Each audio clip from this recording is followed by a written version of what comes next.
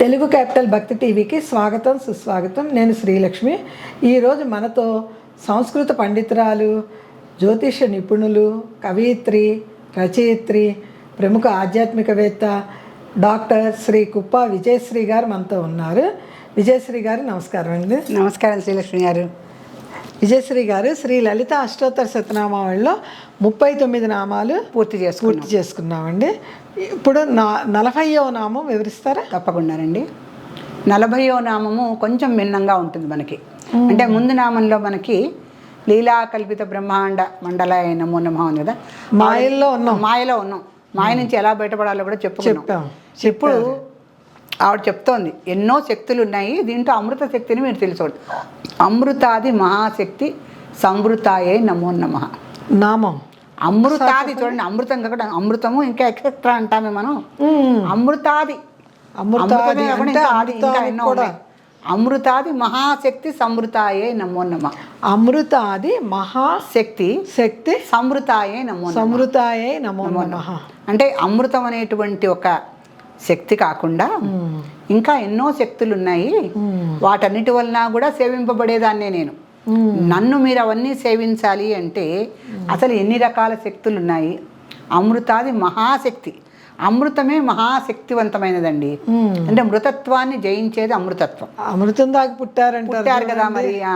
అంటే అమృతము ఇంకా ఇతరమైనటువంటి శక్తులు మహాశక్తి. అంటే అమృతం కన్నా ఎక్కువ, అమృతం కన్నా ఎక్కువ అన్న అర్థం ఇక్కడ మన కాదు. అమృతాది, అమృతము ఇంకా ఇతరమైనవి ఆది అంటున్నాడుగా, ఇంకా ఇతరమైన మహాశక్తులతో అమ్మవారు సంవృతమై ఉన్నది, కూడుకొని ఉన్నది.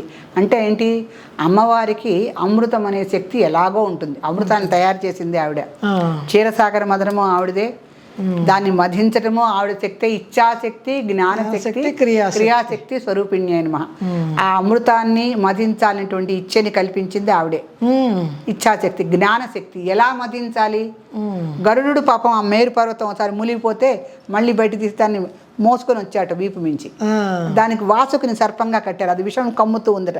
మొత్తాన్ని దాన్ని ఏదో పట్టారు, ఆ విషం రాకుండా చూశారు. క్షీరసాగర మదనం చేస్తూ వచ్చారు. చాలా అవస్థలు పడ్డారు. ఈ లోపల రాక్షసులు చాలా విఘ్నాలు కల్పించారు. అయినప్పటికీ వాళ్ళు ఓపిక పట్టారు, అమృతం వస్తుంది కదా.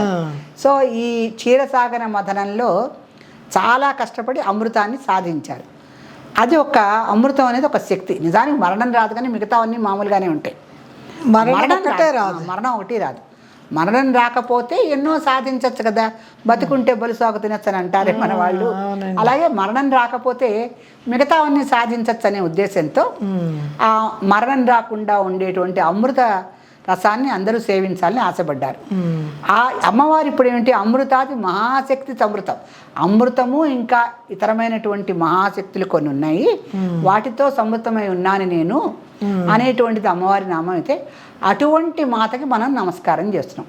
అమృతాది మహాశక్తి సంవృతాయే నమో నమః. అంటే అమృతాది మహాశక్తులన్నిటి కూడుకున్నటువంటి శ్రీమాతకి నమస్కారము అని చెప్తున్నాం.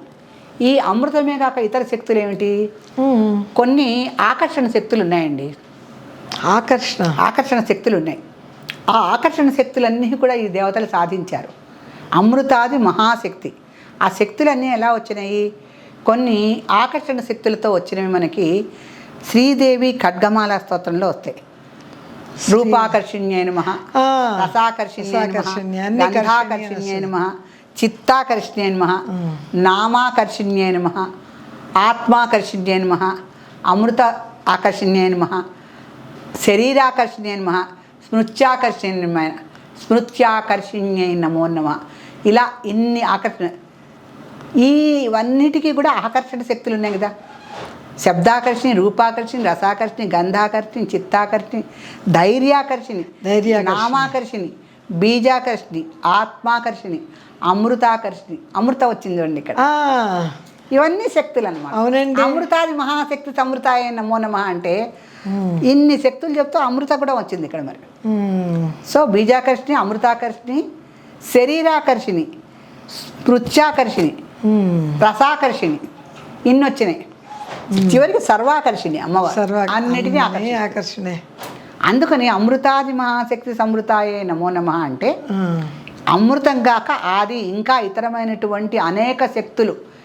దాంట్లో అమృత శక్తి ఉంది, గంధ శక్తి ఉంది, ఈ మిగతా ఇన్ని ఆకర్షణ శక్తులు ఉన్నాయి కనుక ఈ అన్నిటి శక్తులతో కూడా కూడుకొని ఉన్నటువంటి అమ్మవారికి మనం నమస్కారం చేసుకోవాలి. ఎందుకని మనకి రూపం చూసి ఆకర్షితులం అవుతాం, రసం చూసి ఆకర్షితం అవుతాం, శబ్దాన్ని చూసి దేనికి ఆకర్షితులం అవ్వండి మానవ జన్మలో? ఒక పుష్పాన్ని చూస్తేనే మంచి సుగంధం, ఒక మంచి పుస్తకాన్ని చూస్తేనే ఆకర్షణ అయిపోతాం.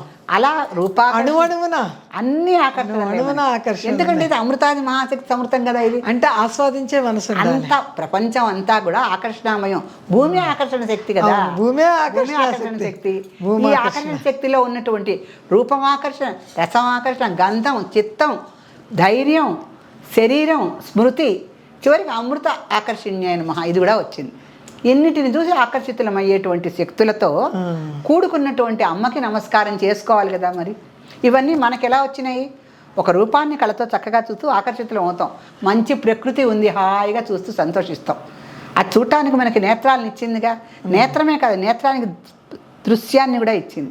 నేత్రాలు అందులకు కూడా ఉంటాయండి పాపం, కానీ దృష్టిని ఎవరిచ్చారు దానికి? అమ్మవారే కదా. అలాగే చెవులు చాలా మందికి ఉంటాయి. ఎంతమందికి చక్కగా శబ్దోచ్చారణ వినిపిస్తోంది అంటే చక్కటి శబ్దాన్ని గ్రహించేటువంటి చెవులను ఇచ్చింది. ఆ కర్ణాలేంటి, ఆ నేత్రాలేంటి, మరి గంధాకర్షణ్యాన్ని మా చక్కటి నాసిక, ఏ సువాసనైనా పీల్చి ఇన్ని ఆకర్షణ శక్తులతో కూడుకున్నటువంటి శ్రీమాతకి మనం నమస్కారం అన్నా చేసుకోకపోతే ఈ మానవ జన్మ ఎందుకు? ఈ జన్మ అమృతాది మహాశక్తి సమృతాయే నమో నమః, అదండి నామం. ఈ జన్మనిచ్చినందుకు శ్రీమాత్రే నమః. శ్రీమాత్రే నమః.